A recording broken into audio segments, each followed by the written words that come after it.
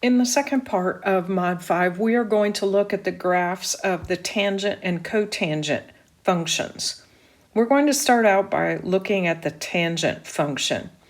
Remember how tangent is defined. Tangent is defined as y over x. If we go back over to our unit circle and start looking at our y over x's, at 0, y over x would be 0. At pi over 2, y over x would be undefined. You'd have 1 over 0.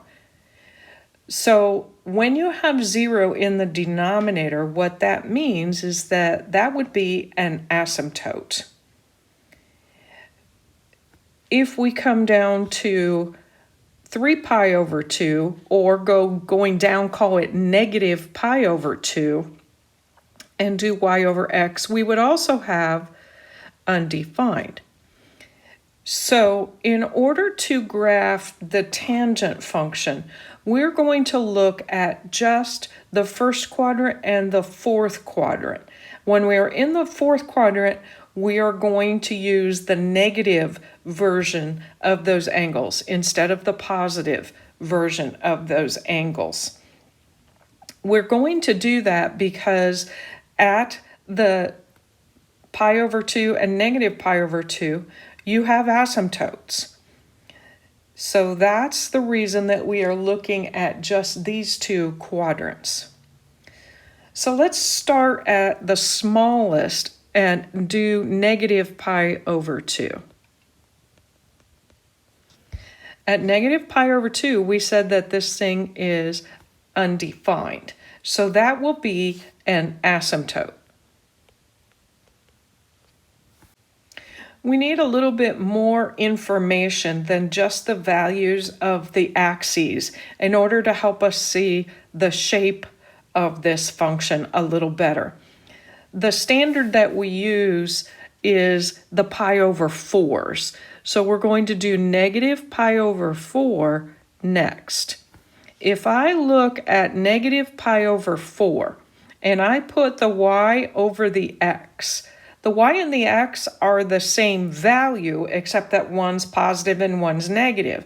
Any number over itself is 1, and since we have a negative and a positive, it's going to be negative 1. At the angle value of 0, if we put the y over the x, we get 0. At positive pi over 4, we have radical 2 over 2 over itself, so we get positive 1. And then at positive pi over 2, we have undefined again, so that is another asymptote. Just like on the sine and cosine functions, the tangent functions go through these values repeatedly.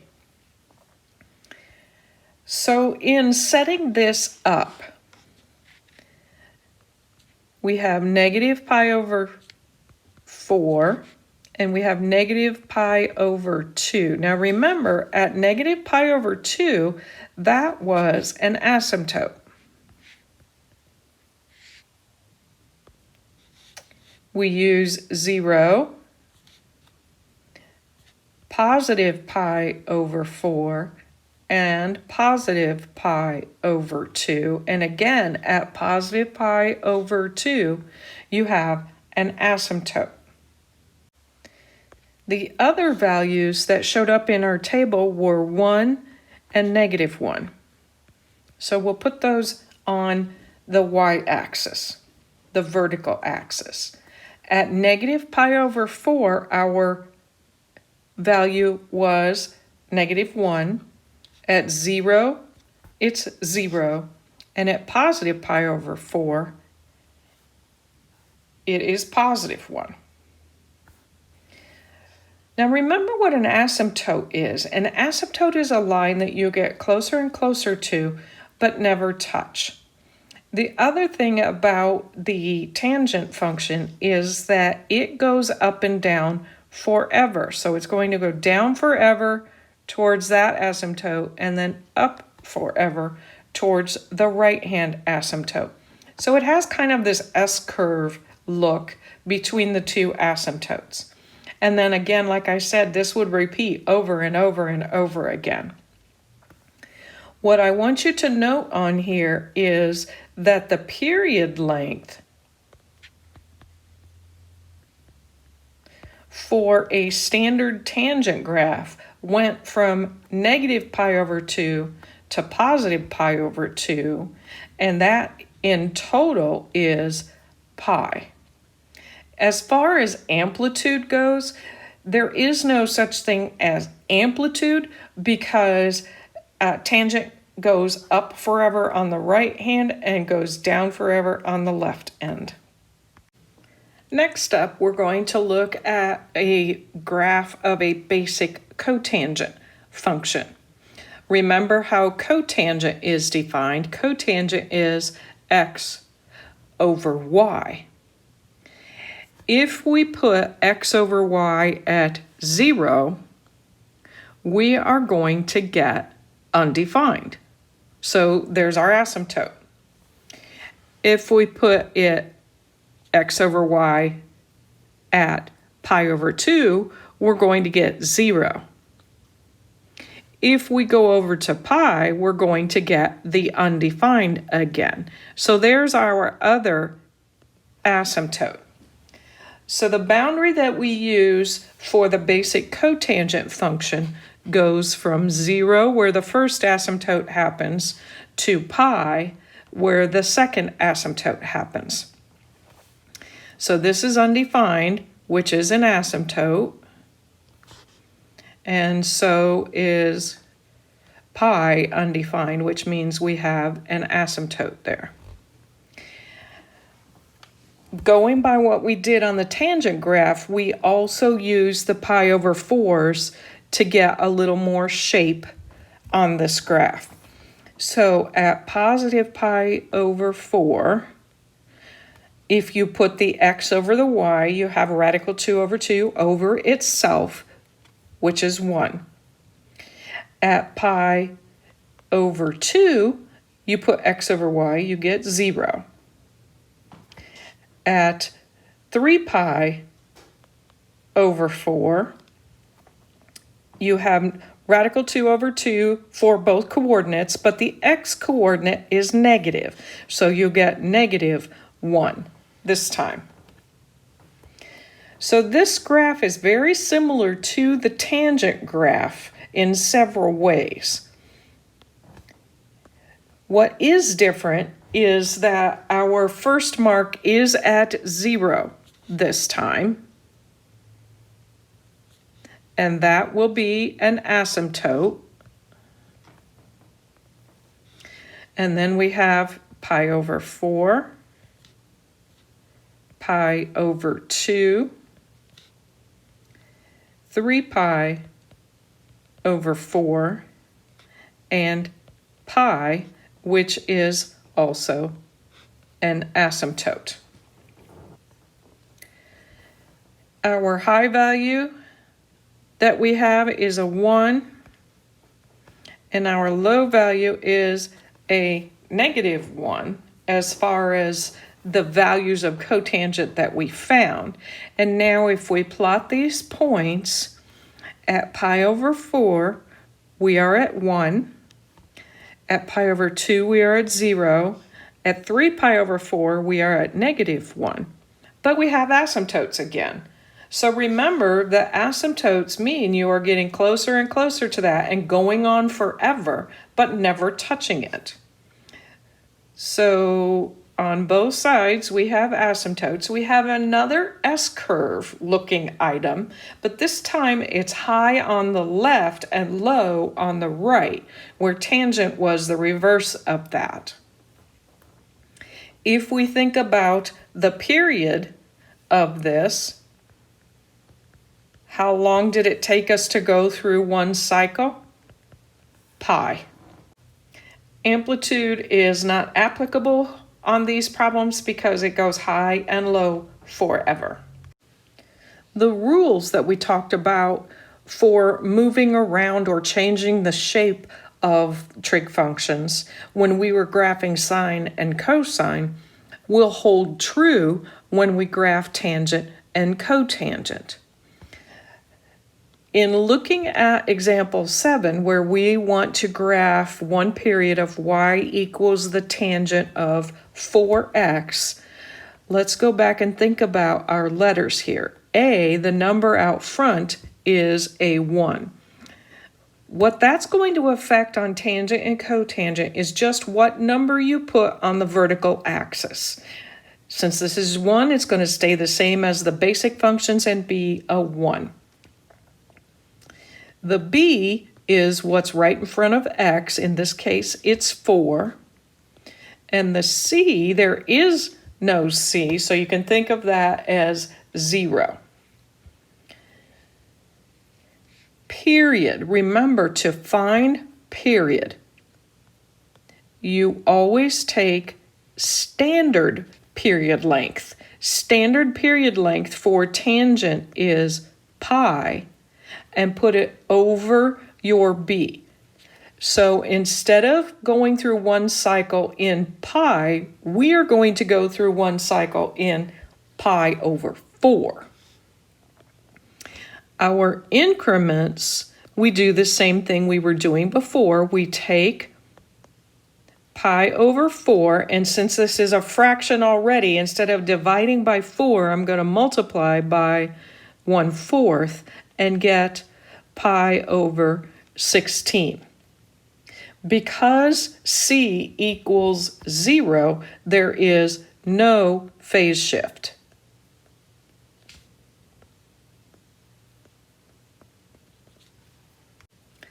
When you are graphing a tangent or a cotangent function, it's really important to know that you must work off of the point where the function crossed 0 in the basic function.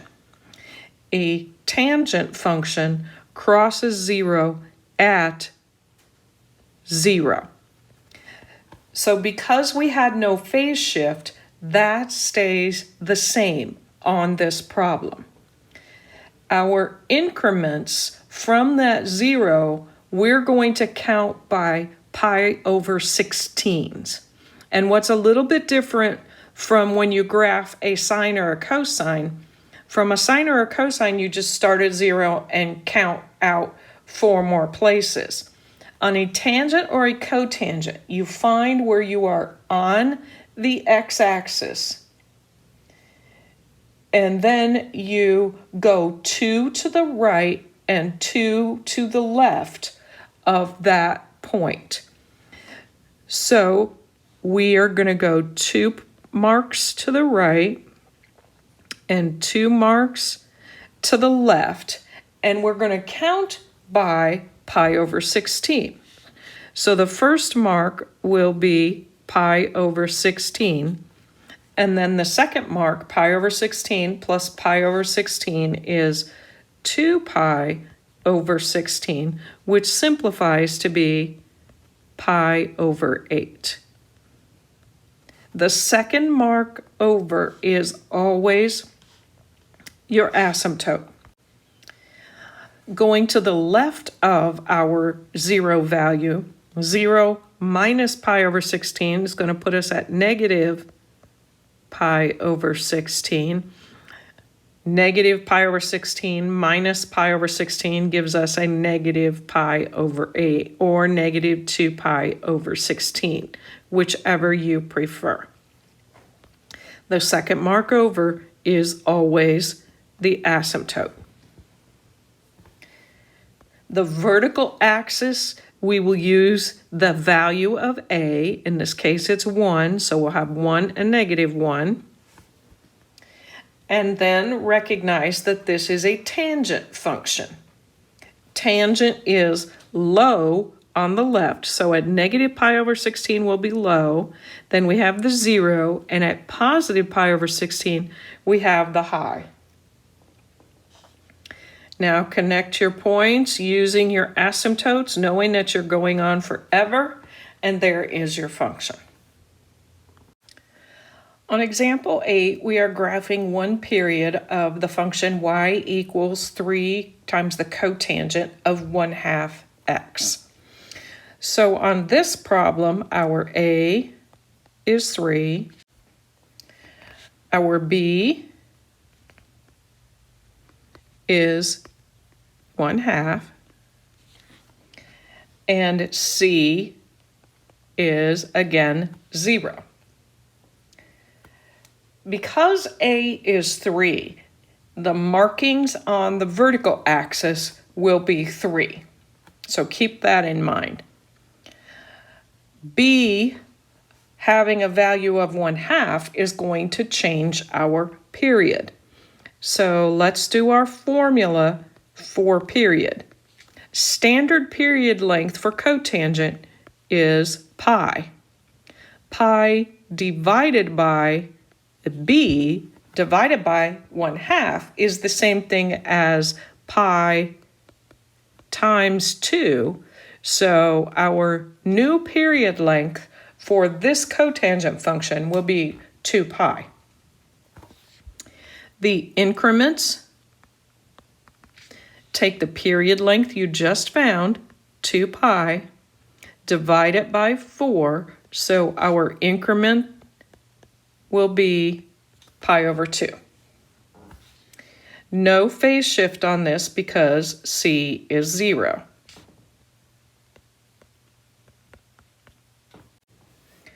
We know that there has been no phase shift, and we also know that 0 is a place where cotangent is undefined.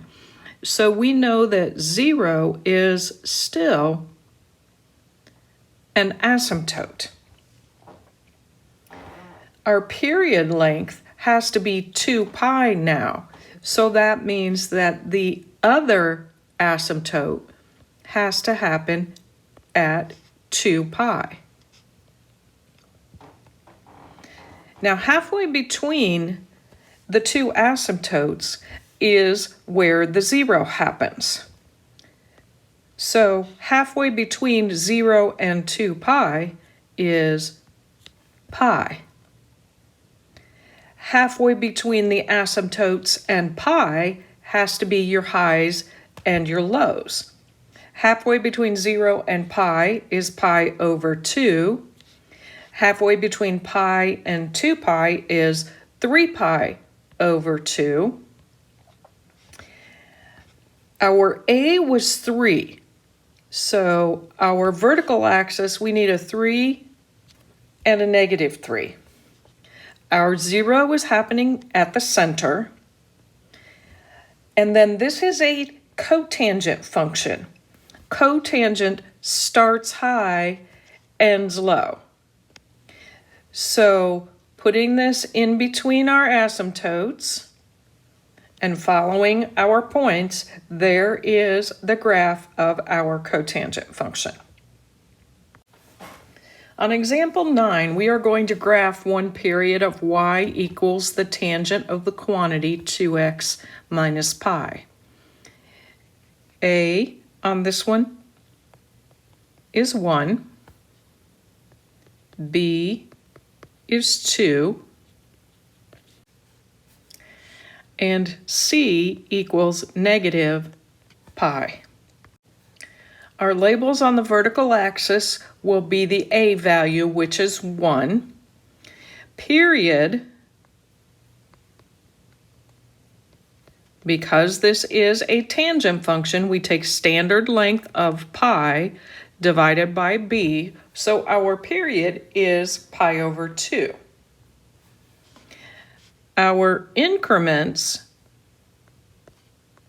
will be pi over 2 times 1/4, which is pi over 8. Our phase shift. We are going to have a phase shift this time because we have a C. You do the opposite of your C, so we're going to do positive pi divided by B, which is 2. This does not simplify, but remember, we want a common denominator between increments and phase shift.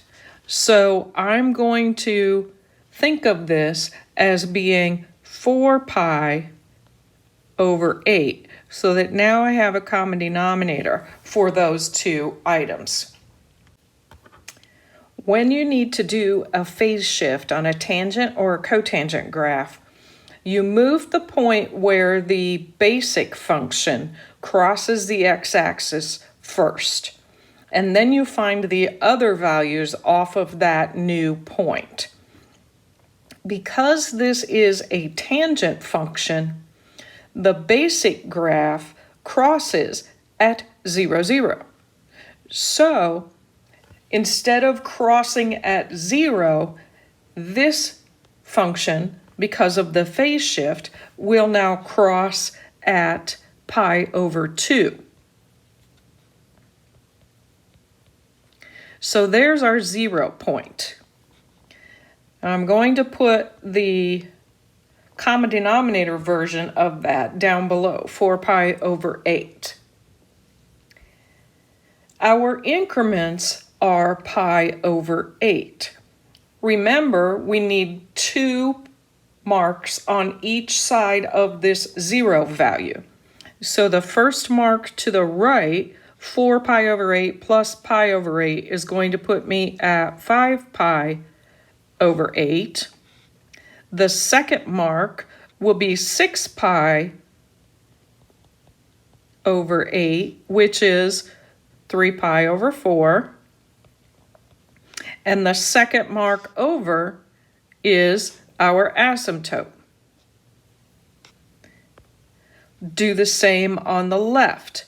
The first mark over, 4 pi over 8 minus pi over 8, will put us at 3 pi over 8. 3 pi over 8 minus pi over 8 will put us at 2 pi over 8, which is pi over 4. And the second mark over is our asymptote. Do a quick check. If I take 3 pi over 4 minus 1 pi over 4, I get 2 pi over 4. And if I simplify that, I get pi over 2, which is the period length that I'm supposed to have. My high and low values are 1 because A is 1.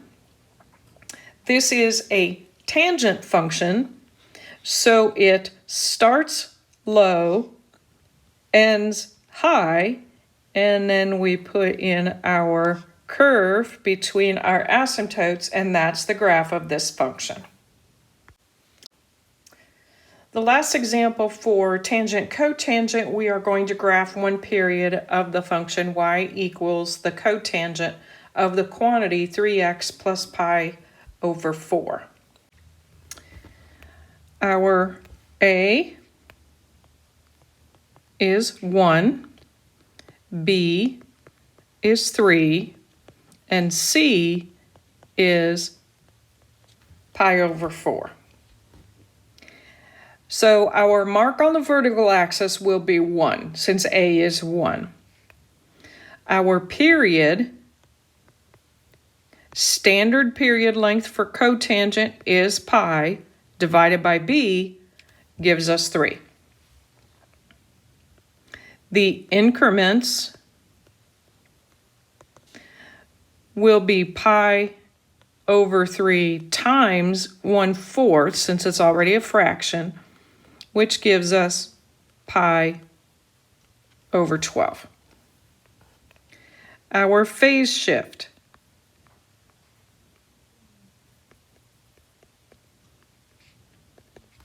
We're going to do the opposite of our C, so we're going to do negative pi over 4, put it over our B. This means we have negative pi over 4 times 1/3, which is negative pi over 12. And it's very convenient that our increments and our phase shift are already the same denominator, so we don't have to mess around with that. Now remember that when you need to do a phase shift on a tangent or a cotangent, you have to move the 0 value first. On cotangent, the 0 value is at pi over 2. And I need to move pi over 2 left pi over 12. Let's get a common denominator first. Our 0 point is pi over 2. But we can rewrite that as 6 pi over 12. So we need to take 6 pi over 12 and go left 1 pi over 12. So by moving left, pi over 12, our new 0 is at 5 pi over 12. So my 0 value is at 5 pi over 12. We need 2 values each direction from that. Remember, we are counting by pi over 12s. So 1 to the right will put us at 6 pi over 12, which is pi over 2. And the second one to the right will put us at 7 pi over 12. And that second one is our asymptote. Moving to the left, 1 pi over 12 to the left of 5 pi over 12 will be 4 pi over 12, which equals pi over 3. And the second one to the left will be 3 pi over 12, which is pi over 4. And the second mark over is our asymptote. The values on our y-axis are 1 and -1. This is a cotangent, so it starts high on the left, is low on the right, and then when you put that in, there is the graph of this cotangent.